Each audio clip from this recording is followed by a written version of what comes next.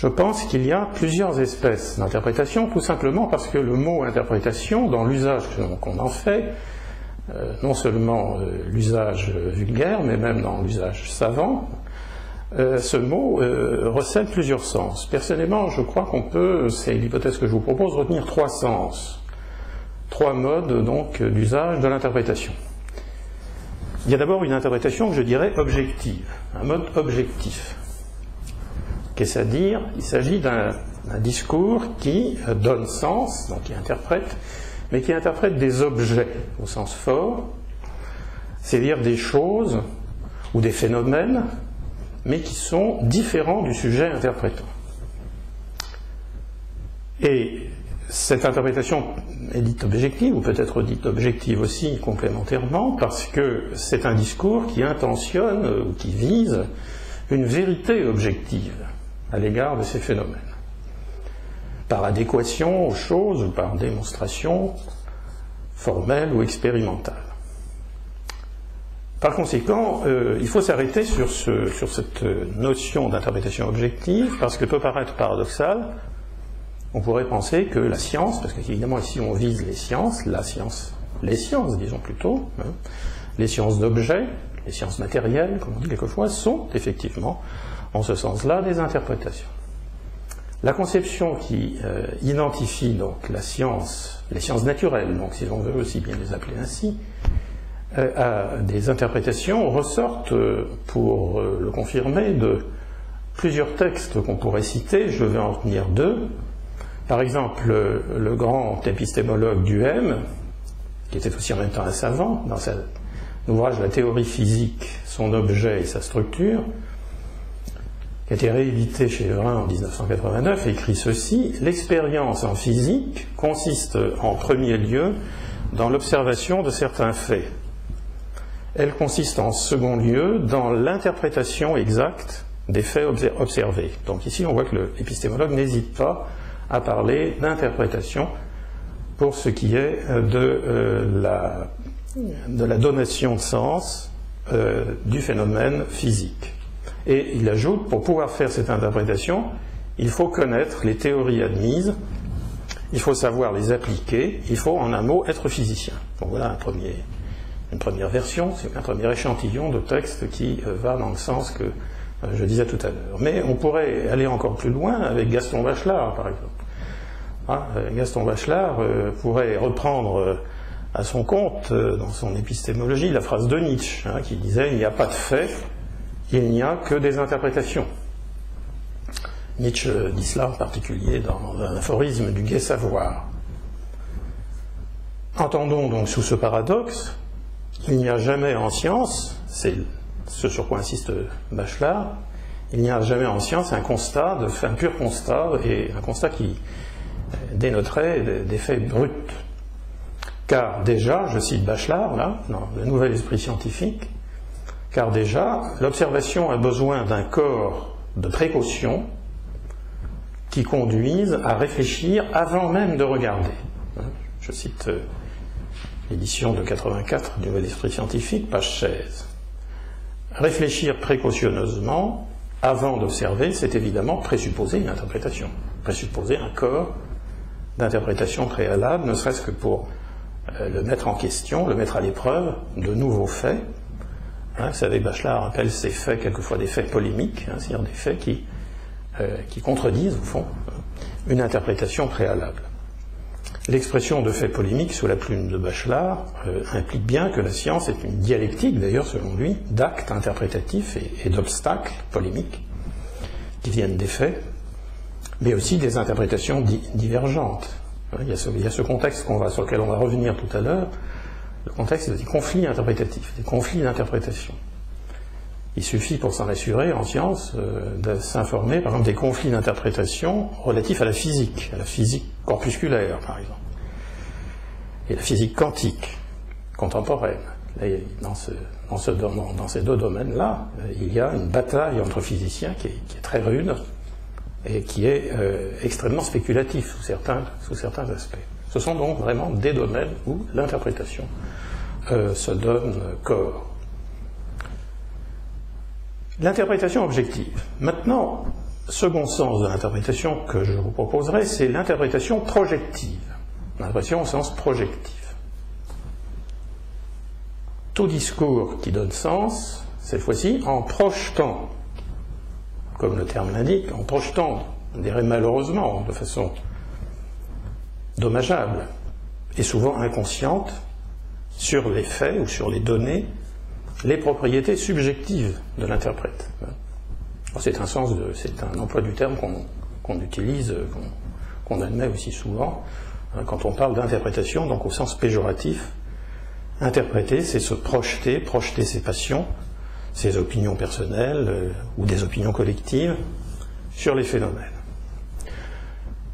Je m'arrête un petit peu sur ces deux premiers sens, si vous voulez, pour faire remarquer, ce dont vous vous êtes sans doute douté déjà, que, en fait, il y a là une opposition entre ces deux modes d'interprétation, sont vraiment complètement opposés l'un à l'autre, puisque, du point de vue de la valeur de vérité, par exemple, la première interprétation objective ou objectivement tend à la vérité, elle peut prétendre à cette vérité dans certaines conditions, alors que la seconde, évidemment, en est fort éloignée, elle est pleine de projections qui l'empêchent précisément d'accéder à l'universel et au vrai. Donc elle s'oppose au fond comme le meilleur de ce point de vue-là et le pire. Venons-en alors au troisième sens que je retiendrai, je le dénommerai l'interprétation réflexive. Et c'est bien sûr là que j'essaierai de situer l'interprétation au sens philosophique du terme. L'interprétation réflexive se distingue d'une part de l'interprétation objective, en ce qu'elle a affaire non pas à des choses ou à des phénomènes naturels non signifiants en eux-mêmes, mais à des phénomènes déjà signifiants en eux-mêmes. Donc à des phénomènes humains, pour dire les choses de manière simple, dans lesquels donc l'interprète se réfléchit. Il se réfléchit puisqu'il est aussi, lui, signifiant. Il y a donc une réflexion qui s'opère d'une signification première, une signification originaire, à une signification dérivée, une signification seconde, qui doit signifier en quelque sorte la première. Comment, pourquoi, on va essayer de le préciser tout à l'heure.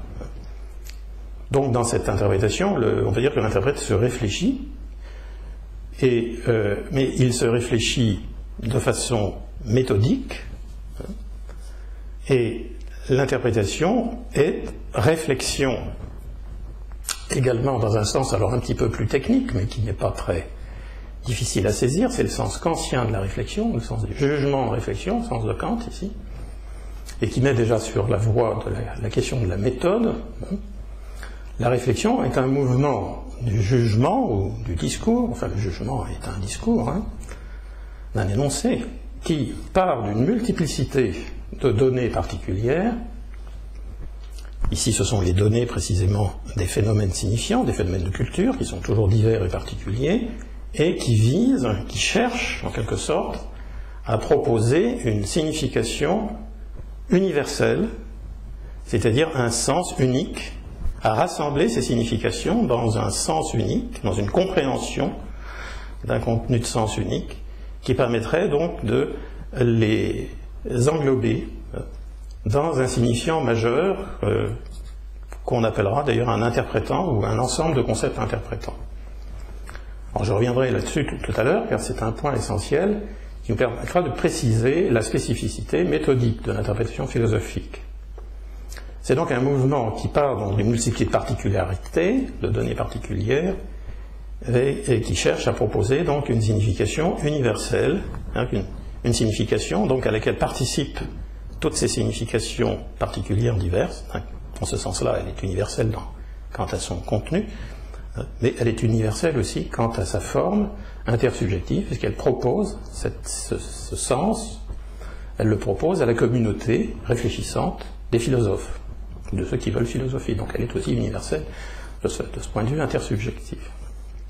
Et donc, évidemment, de ce point de vue-là, ça nous permet de mieux préciser l'opposition avec la première forme d'interprétation, qui était projective, puisqu'elle consistait à projeter sa particularité dans l'impossibilité de sortir de son point de vue singulier, alors que celle-ci, au contraire, vise un universel. Mais en même temps, cette interprétation réflexive se distingue aussi de la première interprétation dite objective, puisqu'elle ne vise pas, encore une fois, des phénomènes qui sont des phénomènes non signifiants, ce n'est pas une science naturelle, et elle ne vise pas, par rapport à ces phénomènes donc, qui sont des phénomènes particuliers, une vérité d'adéquation, une vérité qu'on puisse prouver au sens expérimental du terme.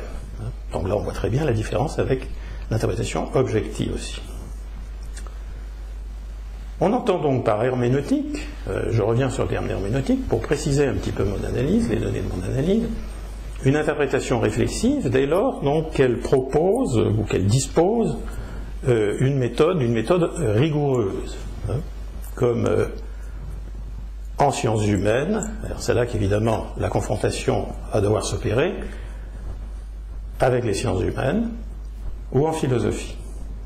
Et en effet, on est amené à reconnaître qu'il y a au fond, jusqu'ici on ne voit pas encore très bien les différences, au fond il y a deux types d'interprétations réflexives, si je suis mon analyse. Les interprétations réflexives dans les sciences de la culture, qu'on appelle les sciences humaines, elles correspondent tout à fait aux critères distincts de l'interprétation réflexive dont je viens de parler. Puisque dans ces sciences humaines, les linguistiques, l'herméneutique des textes, la psychologie, la psychanalyse, toutes ces sciences humaines se conforment aux propriétés de l'interprétation réflexive, puisqu'elles ont affaire à des phénomènes signifiants, à des phénomènes humains. L'homme étudié par ces sciences humaines, il se signifie, il donne un sens déjà, ou une valeur même, à son existence. Et d'autre part, ce sont des sciences, donc elles aussi, du moins dans leur prétention, elles ont une intentionnalité, une intention de vérité, comme l'interprétation donc scientifique. Et les différentes philosophies, donc on l'a dit, là je reviens sur cette similitude apparente, évidente, entre les sciences humaines et les philosophies.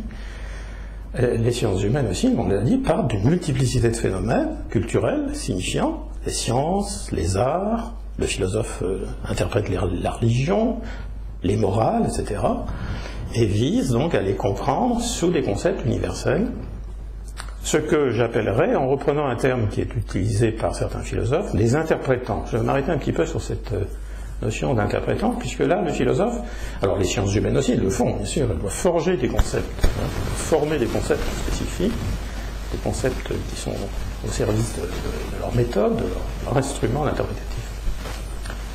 Ces concepts interprétants, qui sont donc des concepts réflexifs, je reviendrai un petit peu tout à l'heure, ce sont les concepts propres d'un philosophe. Alors on pourra s'amuser tout à l'heure, on pourrait s'amuser entre nous à chercher les interprétants spécifiques d'Aristote, puisqu'il doit forger, ce concept ne préexiste pas, de Kant, de Hegel, etc.